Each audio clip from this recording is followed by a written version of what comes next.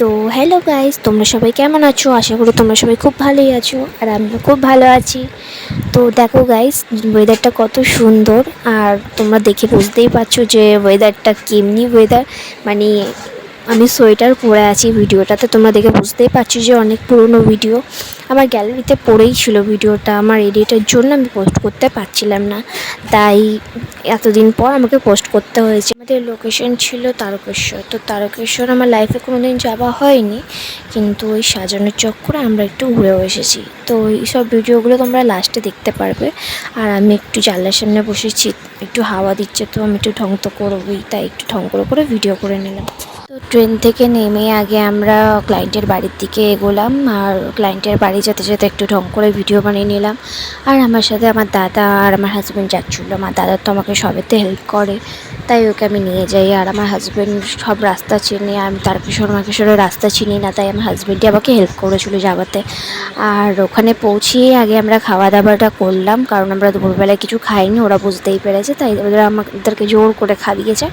খাইয়ে টাইয়ে তারপর আমরা মেকআপের দিকে চলে গেলাম। তো দেখো গাইস, তোমাদের কেমনি লাগলো আমার সাজানোটা, আমাকে কমেন্টে প্লিজ জানিও।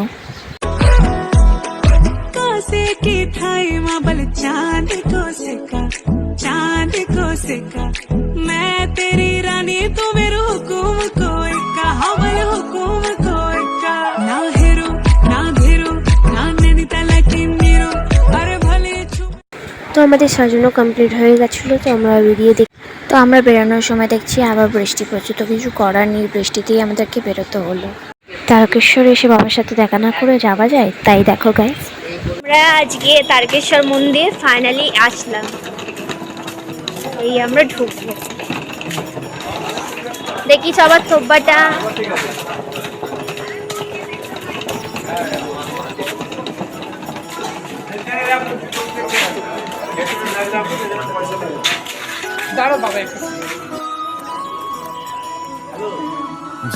जय हो शंकरा आदिदेव शंकरा तेरे जाप के बिना चले ये सांस किस तरह मेरा कर्म तू ही।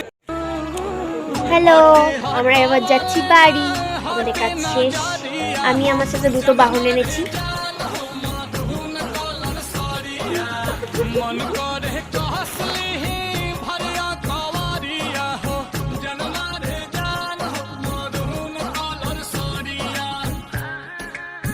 Thank you for watching.